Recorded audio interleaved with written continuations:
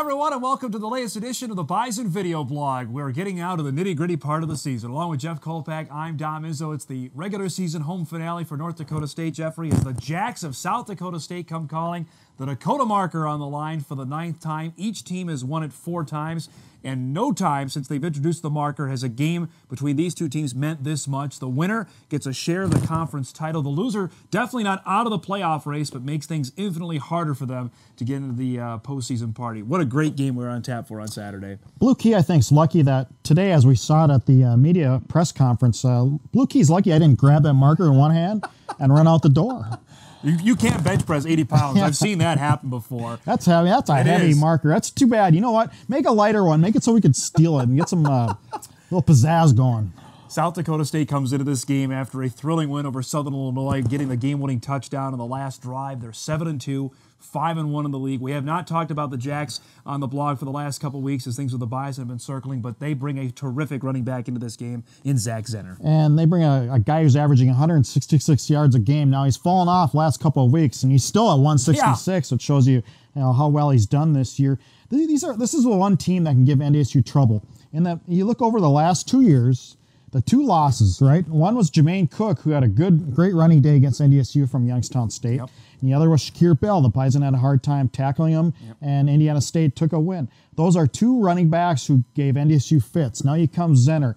This is an attack that can give NDSU fits. If you look into, if you were to look at this team early in the season and say, what teams have the best chance of winning? It's the ones with the best running backs. Correct. And this team certainly is that.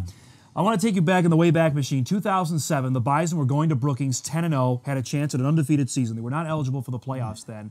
That was a huge game. Is this game bigger than that one, considering there weren't playoffs on the line in 2007? Absolutely, because in 2007, it was more of a play for pride, unbeaten thing.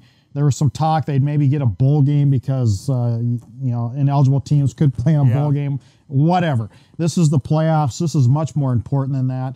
It's got some, and it's got league title ramifications too. It's got it all. And the reason it has it all compared to the last couple of years is South Dakota State's better on defense. We can talk about Zenner all you want. The fact they have a much better defense, they're 9th last week in total in scoring defense in FCS. I'm sure they're probably improved from that after holding Southern Illinois to 10 points. Just to 12. They've allowed Indiana State to 10, and that's the impressive thing. They beat Indiana State, and they took down Shakir Bell. So I think Bison fans alone should pay attention to that they contained the one guy that the Bison couldn't so far this season. Right, and defense wins in this league, and defense wins in the playoffs. And if you're looking ahead, the winner of this game, who knows, could probably go maybe take a deep run. Absolutely. It is senior day for North Dakota State. Normally, that's a big procession of guys coming out. It will not be the case this coming Saturday, Jeff. The Bison only have 7 to begin with, and only 4 are regularly playing. That's if Garrett Broom can get into the lineup to make 5. Makes for an interesting start of the game on Saturday. So is this team young or not? It's a veteran young team, if you could say. But are you and I going to come out of the tunnel? I think we should. We can delay the ceremony a little bit. Next year, they might have to start the game like 45 minutes early, considering the amount of guys they're going to have for seniors next season. You mentioned something to me as we were coming back from Springfield on Saturday. The crowd is going to be set up as the green and gold that they did for Georgia Southern. And you brought up the fact NDSU's in the gold jerseys, which they're not scheduled to wear, by the way, on Saturday. Maybe they should. They haven't lost in them yet. Yeah, they're 6-0 in those jerseys. And when I first came out, I thought, I don't know, maybe not. Not that I'm the fashion police by any means. You are. But they're growing on me. Actually, I think they look pretty good now. So maybe they should wear the yellow jerseys. Now, the last time the Jacks were here, Thomas O'Brien was the quarterback. He quit during the middle part of last season. Austin Sumner came on. He ended up having all accolades as a freshman of the year in the Missouri Valley. He's a sophomore entering this environment for the first time. You know it's going to be loud. How do you think that'll affect him? O'Brien threw 4 picks the last time the Jacks were here. Yeah, the word on Sumner and the MO on him that I've seen and read over the years is that this is a pretty headstrong kid. I don't think it'll affect him too much. He was injured earlier in the year. He had an injured hand on his throwing hand, and that's coming around, obviously. Look at the last drive against Southern Illinois. They went 94 yards in the last 3 minutes to win that game. That takes something for a sophomore. I don't think you could call him a young player anymore.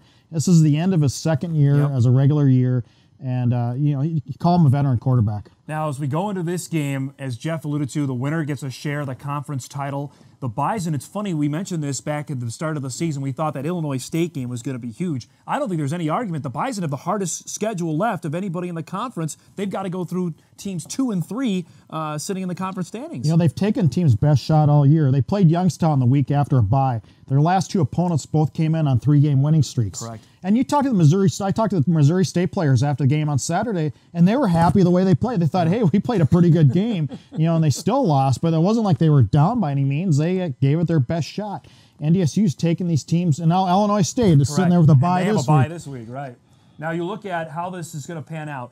If the Bison win, they'll be 9-1.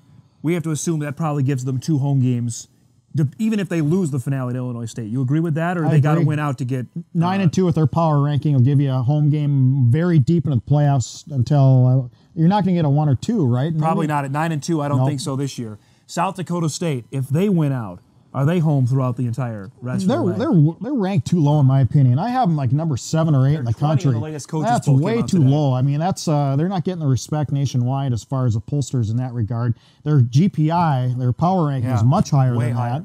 And I think that's a more indicative factor of this Way team. higher than 5th-ranked Lehigh, who's the only unbeaten in FCS. But the Mountain Hawks, as I detailed last night, they're going to have to win the Patriot to get into the tournament. I don't think people are looking at scores. I really don't. Yeah. I'm convinced of that. The latest poll right before we go, NDSU is 1, Montana State 2, Sam Houston 3, and then it's Old Dominion at 4, and then Lehigh at 5. And mind you, Sam Houston has 1 non-Division I win in there as well. So this is really setting up to be a final 2-week dash here. It wasn't last year at this time. I think you had a better idea who the playoff teams were. In this case, there just seems to be a little more X factors in the equation. There's definitely some bubble teams that are going to be sweating out Sunday night in 2 weeks from now. Normally, we don't talk FBS football. I want to do that real quick before we go.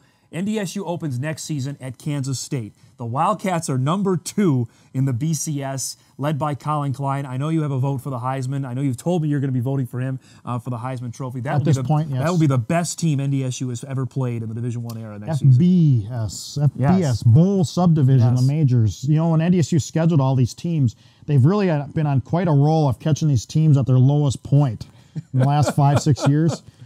Well, Kansas State graduates a lot of seniors. They do. I wouldn't call them a low point by any means. Well, here's the thing. Let's say they somehow get into the BCS championship game, even if they lose to Alabama or if they win it, Bill Snyder probably leaves, doesn't he? You can't do any higher than that in Manhattan, Kansas. He's the mayor of Manhattan. He can do what he wants. I think he hangs on. We're already looking ahead to next season. As Craig Bowl would tell us, it's on the next game, and it should be a great Remember setting. November. We do remember November. What a scene we're going to have for you at the pregame show. That's all we're going to tell you about right now, including a large rock. The Dakota marker on the line. Each team has won it 4 times. It should be great. Our pregame show starts at about 12:30 on Saturday. For Jeff Kolpack, I'm Dom Izzo, the Bison video blog, getting ready for South Dakota State.